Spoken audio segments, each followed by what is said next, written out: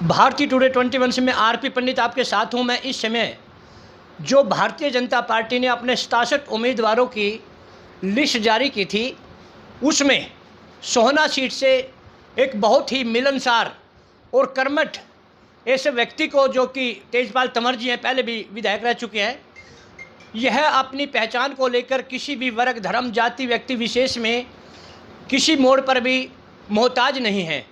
अब तंवर साहब को दोबारा से टिकट मिला, तो सोना में आप सोना को किस नज़र से देखते हो और सोना से आपको क्या उम्मीद है? और हरियाणा प्रदेश में भारतीय जनता पार्टी ने जिस तरह से टिकट का वितरण किया, तंवर साहब, आपको क्या लगता है? शर्मा जी, बहुत बढ़िया। मेरी जनता ने ही तो मुझे भेजा है, क्योंकि नीचे से जो सर्वे गई और ऊपर तक गई, तो सबसे पहले तो मैं अपने बड़े नेतृत्व का आभार प्रकट करता हूं कि उन्होंने मुझे टिकट दी और पुराने चेहरे पर विश्वास किया।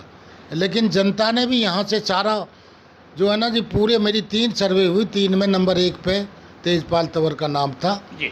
और उसका फ़ायदा मैं तो ये समझता हूँ मेरी जनता ने मुझे टिकट दे दिया। और जनता से मेरा बहुत पुराना, मैं तो 91 में पहला चुनाव लड़ा था, तब से लेके आज तक मैं बीच में ही रहा हूँ। लोगों के दुख में, सुख में मैं विधायक भी रह लिया।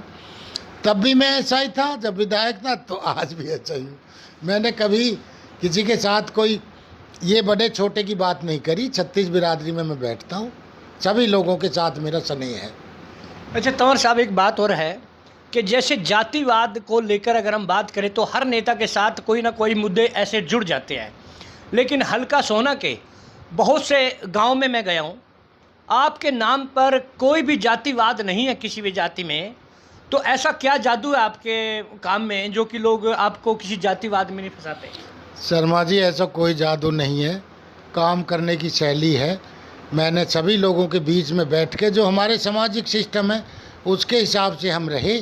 36 बिरादरी में मेरे क्षेत्र में 70,000 वोट मुस्लिम वोट भी है, उनको भी मैंने उतना ही माना जितना और अपने हिंदू भाइयों को माना। और 36 बिरादरी के सरपंच मेरे पास आते थे, सबको एक समान तो मैंने जो ना ग्रांट दीजिए, सब गांवों में उसी हिसाब से काम कराए, कहीं कोई भेदभाव की बात नहीं रही।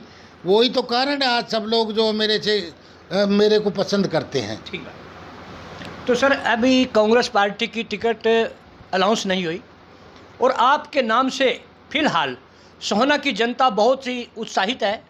अगर आपको तीसरी बार, जैसे आप चुनाव लड़ रहे हैं बीजेपी के टिकट पे और पहले भी आप विधायक रहे हैं, अभी अगर आपको जीत मिलती है, सबसे पहला सोहना में आप क्या मानते हैं कि ये मैं काम करूंगा जो सोहना की जनता बहुत दिन से वेट कर रही है? बिल्कुल जी, बिल्कुल। जो अभी तक जनता के काफ़ी काम पीछे छूट गए, 5 साल कोरोना में निकल गया, बीमारी में निकला है, तो उस समय पिछले विधायक काम नहीं कर पाए, कोई भी और भी कोई कारण रहा होगा। लेकिन उसके बावजूद भी मैं ये कहता हूँ कि जो हमारे काम पीछे जो हमने काम किए थे, 3,000 करोड़ रुपया के हमने 14 से 19 में काम किए थे, उनमें से कुछ काम अधूरे रह रहे हैं, मैं उनको भी पूरा करूँगा और गांव-गांव में जाऊँगा। जो लोगों की अहम मांग होगी उनको मैं आने वाले समय में पूरा करूँगा। रोडों की बहुत बुरी हालत है आज हमारे क्षेत्र में, सबसे पहले रोडों को टनाटन करूँगा जी।